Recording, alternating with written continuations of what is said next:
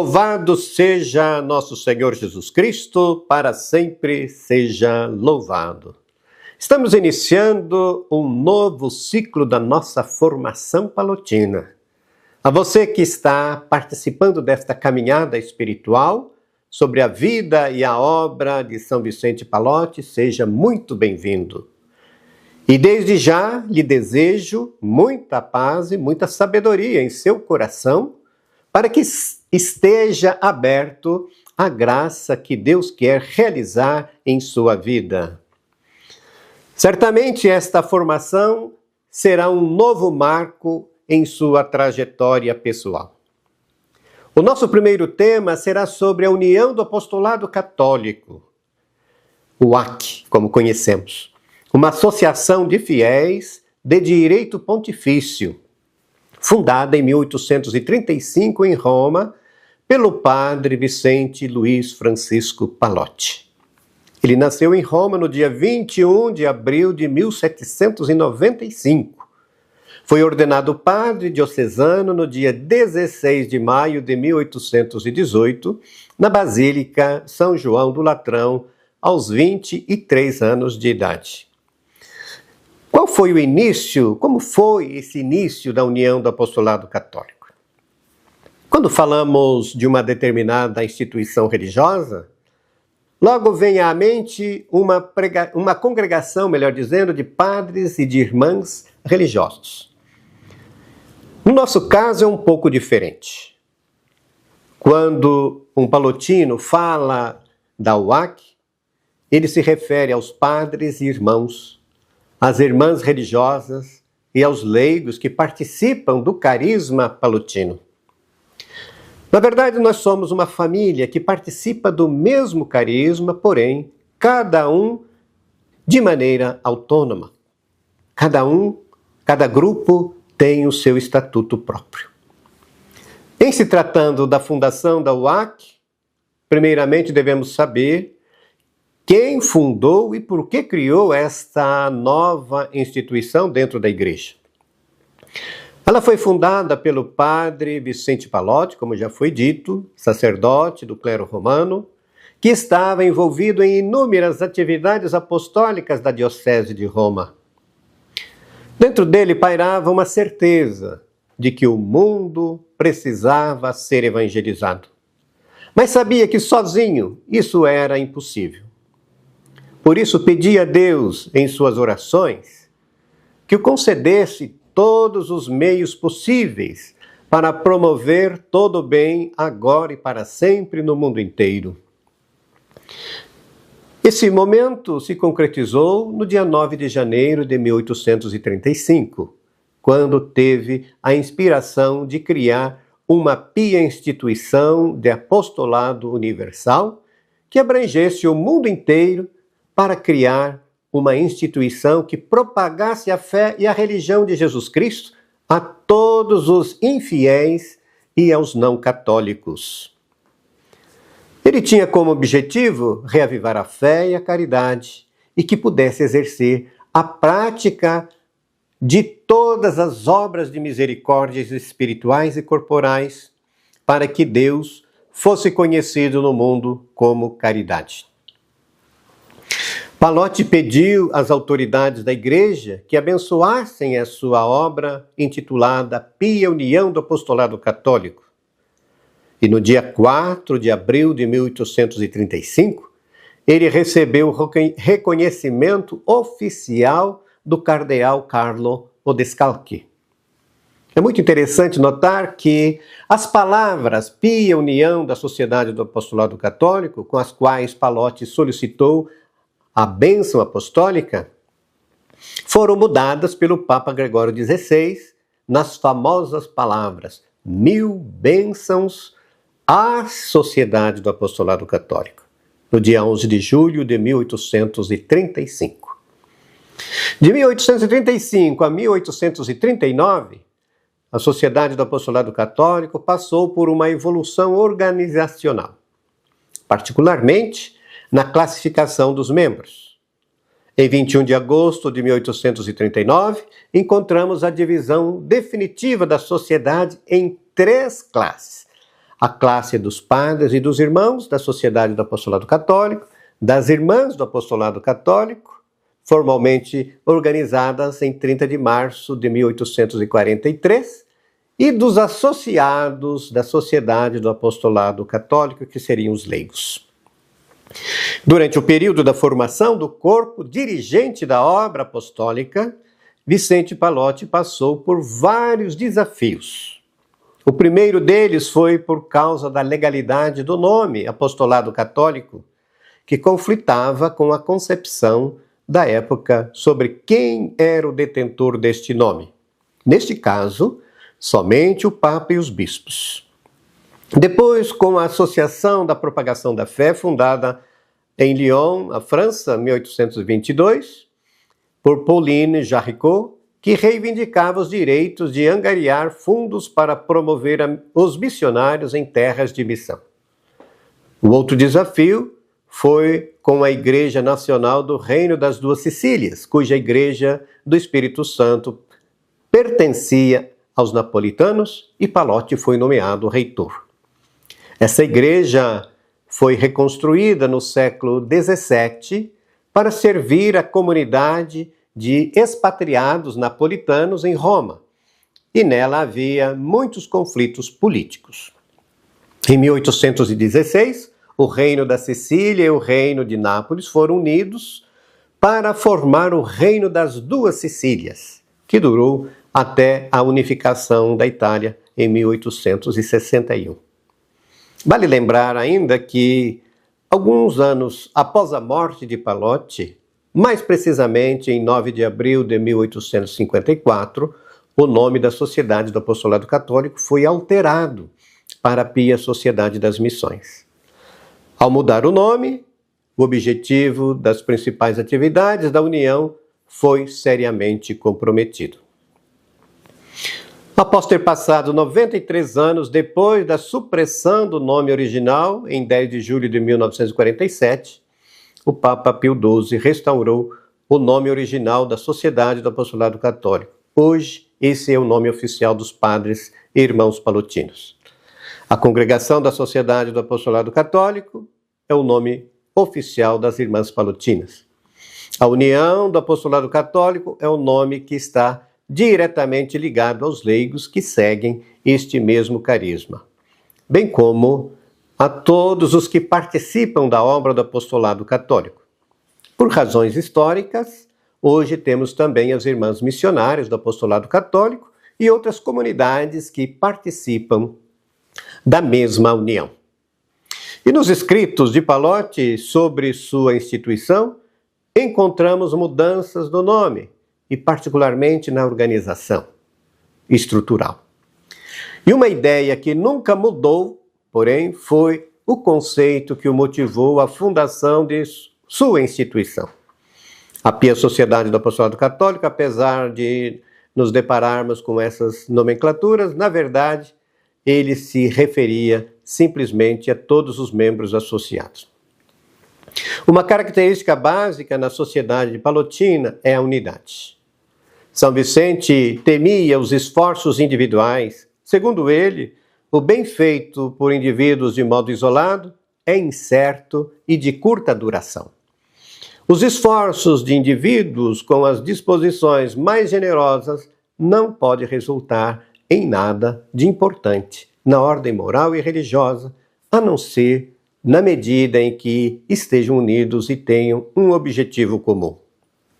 Portanto, com a necessária aprovação eclesiástica já concedida, deseja-se que os zelosos cristãos se unam e formem uma pia sociedade. Uma ênfase específica na Sociedade de São Vicente Pallotti foi dada à palavra apostolado. Essencialmente, para Pallotti, apostolado significava seguir Jesus Cristo, apóstolo de seu Pai. Sua vida, que foi seu apostolado, foi para todos um apostolado exemplar, pois todos foram chamados a imitar Cristo, a ser apóstolos na medida em que a condição e o estado de vida permitiam. O título apostolado foi cuidadosamente selecionado por Pallotti. Ele o defendeu contra todos os ataques. A Sociedade do Apostolado Católico não pode ser chamada de o Apostolado Católico, mas sim deve ser dito a sociedade que serve o Apostolado Católico. Finalmente, a palavra universal determinou o tipo de apostolado que a sociedade queria empreender. Também respondia à pergunta: quem são os membros? Pallotti disse lindamente: o apostolado católico, ou seja, o apostolado universal, é acessível a todas as classes de pessoas. Ele enfatizava que se faz tudo o que se pode para a glória de Deus e para a santificação de si mesmo e do próximo. E você é convidado a fazer parte desta grande família de evangelizadores. Como se deu, então, o desenvolvimento da obra do apostolado católico?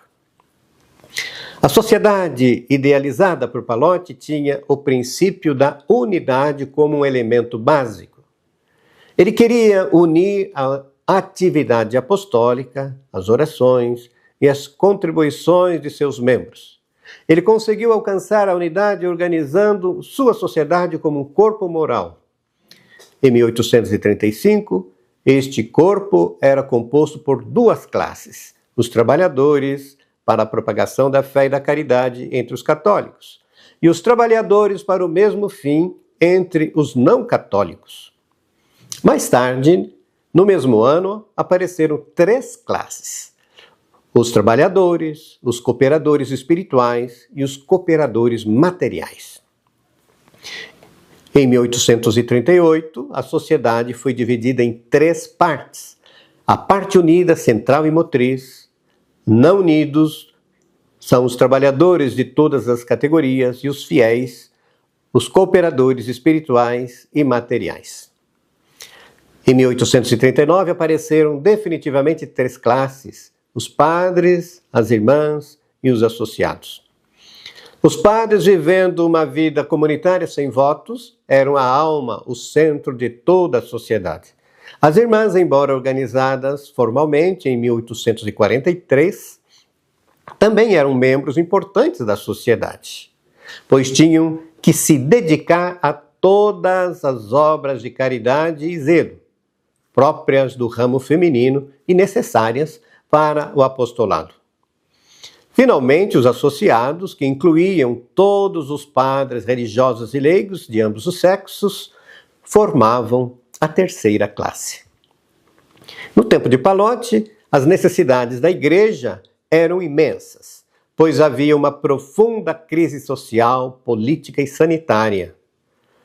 Em 1809, o Papa Pio VII foi preso pelos soldados de Napoleão Bonaparte por 5 anos, sendo transferido para Savona e depois para Fontainebleau, na França. Ele foi obrigado a assinar um documento que concedia poder secular político sobre a Igreja. Já em 1837, Roma foi assolada por uma grave pandemia do cólera, tendo milhares de mortos, ficando muitas crianças vagando pelas ruas. Para evitar um mal maior, ele reuniu as meninas órfãs, criando uma pia casa de caridade que está em funcionamento até os dias de hoje, dando atenção às crianças vulneráveis do nosso tempo. Foi neste contexto e nesta casa que surgiu a congregação das irmãs conhecidas como Pallotinas. Quais são as atitudes concretas dos que vivem o Evangelho? Quando aprofundamos no modo como a união se desenvolveu, podemos dizer que Pallotti usou da mais fina pedagogia. Quando foi a novidade apresentada por ele? Na verdade, ele deixou para todos o exemplo da vida de nosso Senhor Jesus Cristo. Como nos ensina os Atos dos Apóstolos, andou por toda parte fazendo bem e curando a todos os oprimidos pelo diabo, porque Deus estava com ele. A pedagogia pallotina está na vivência do Evangelho. Pallotti nos exortou para que vivêssemos conforme os ensinamentos de Jesus Cristo, que nos amou até o fim e nos deixou o maior dos mandamentos, o amor a Deus e ao próximo. Para muitos, o apostolado católico foi uma novidade para a igreja, mas na verdade era apenas o evangelho colocado na prática diária. A missão de Pallotti foi a de convocar a todos para que vivessem em estreita sintonia com Cristo, por meio da mediação da palavra, da vivência eucarística e seguindo os ensinamentos da igreja. Quem segue os passos de Jesus não se decepciona nunca, pois quem está unido a Cristo é uma nova criatura. Como diz Romanos 5,5, a confiança não decepciona.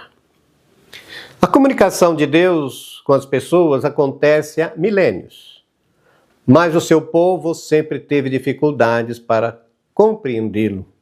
Da mesma forma que também temos dificuldade de colocar em prática aquilo que ouvimos desde a nossa infância dos nossos familiares. Qual é a razão de tudo isso? Cada pessoa que nasce tem que aprender tudo, não vem nada impresso. O chamado de Deus se descobre no cotidiano da vida e por isso devemos fazer opções. É preciso primeiro ouvir para depois dar os devidos passos em direção àquele que chama.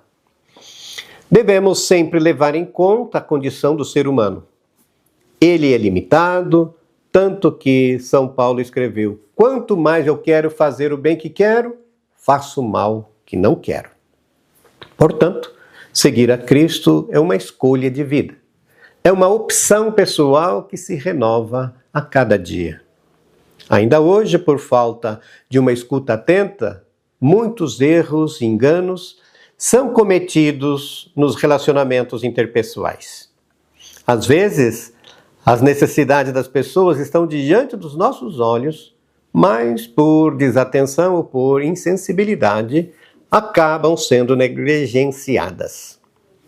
Muitos, quando percebem algo, esperam que outros tomem a iniciativa.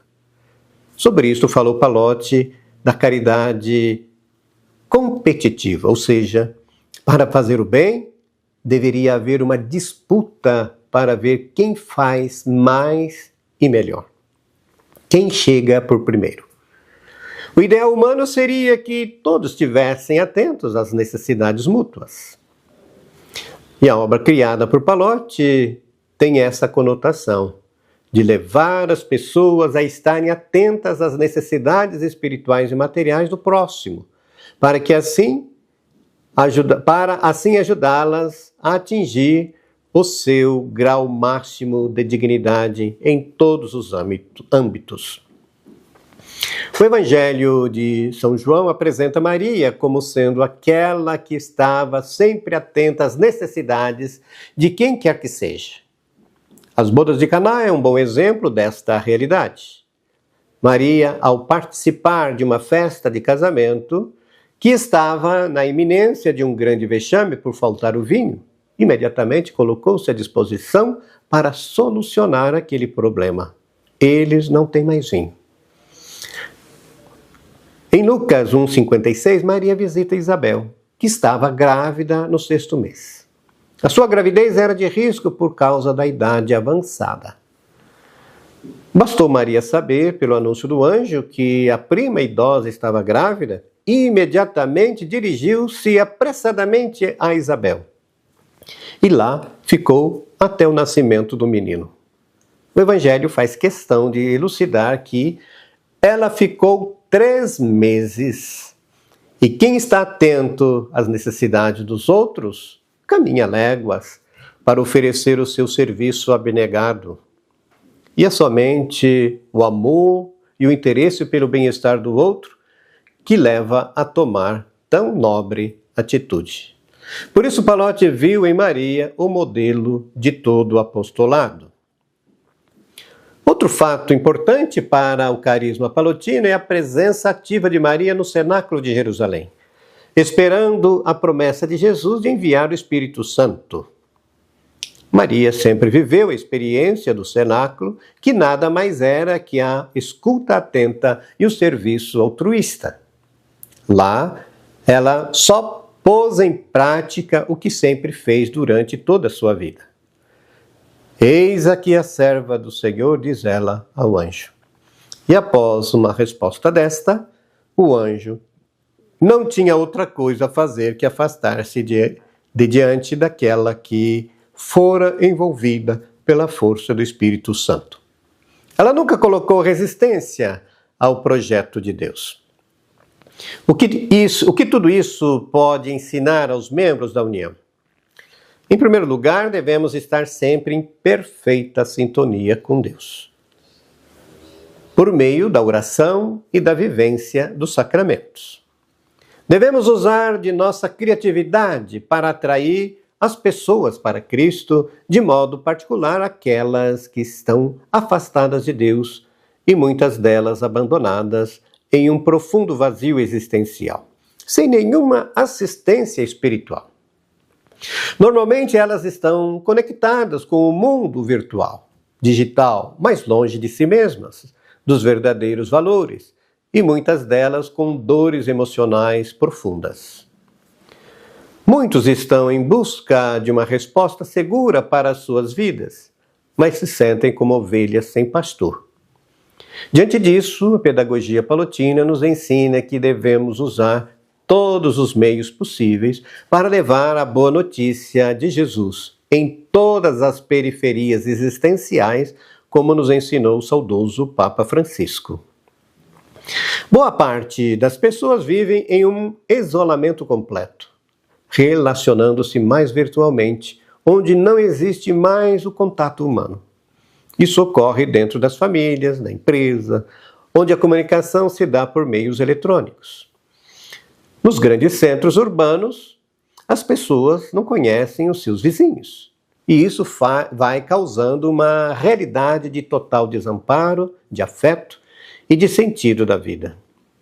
Segundo São Carlo Acutis, todos nascem como originais, mas muitos morrem como fotocópias. Eis a nossa grande missão, levar vida onde ela se encontra ameaçada. Assim exorta São Paulo, a palavra está no teu coração, na tua boca. E diante dos inúmeros desafios atuais, a pedagogia palotina procura dar uma resposta a essa realidade, procurando minimizar o distanciamento das pessoas entre si e, consequentemente, com Deus. Ela abre espaço para que criemos novas possibilidades de evangelização, ajudando-as a descobrirem o valor de estarmos juntos e de partilharmos as mesmas alegrias e desafios. É claro que não é algo simples para ser implantado, mas também não é impossível de que se faça algo que possa ajudá-las no seu desenvolvimento integral como pessoa humana. O que a UAC propõe ainda hoje está ao alcance de todos. Basta não sermos indiferentes ao que acontece ao nosso lado. Seria interessante que em cada província, região, delegatura, tivessem pessoas devidamente preparadas, segundo o carisma palotino, para ajudarem as comunidades paroquiais a olharem as pastorais não como pastoral de subsistência, mas que todos tivessem uma visão mais abrangente da realidade. São inúmeros os trabalhos realizados pelos filhos espirituais de Palote.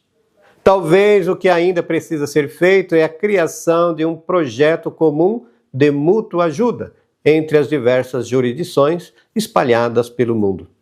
Infelizmente, diante das situações mais urgentes, cada grupo específico procura dar a sua melhor resposta. Isto é louvável. Porém, se tais dificuldades fossem enfrentadas de maneira integrada, certamente os resultados seriam ainda maiores. Formaríamos um exército de voluntários que lutam por um mundo melhor e mais humanizado. Diante do que foi exposto, os trabalhos deveriam ser feitos não de maneira isolada, mas sim dentro do espírito sinodal, onde o sucesso de um é merecimento de todos. Que esta nossa reflexão possa motivar você a viver em uma igreja sinodal e comprometida com um mundo melhor e mais santificado. Por isso, convidamos você a continuar conosco nesta aventura divina de levar as pessoas ao pleno conhecimento do amor misericordioso de Deus em suas vidas. E agora, concluindo esta nossa apresentação, quero deixar para vocês 3 perguntas para a reflexão de vocês, para que depois possa também responder e mandar para nós, para a equipe, compartilhando assim as experiências que vocês vão tendo conforme nós vamos avançando nos nossos estudos. A primeira pergunta para a reflexão pessoal ou em grupo: por que motivo Vicente Pallotti fundou a União do Apostolado Católico? A segunda questão: com que método os pallotinos trabalham para atingir o máximo de pessoas? E a terceira: qual foi a maior contribuição que o carisma pallottino trouxe para a igreja? Nós agradecemos a sua participação e contamos com a sua participação nos próximos vídeos que elencaremos no futuro, para que você tenha um conhecimento mais amplo de quem são os pallotinos. Deus em tudo e sempre.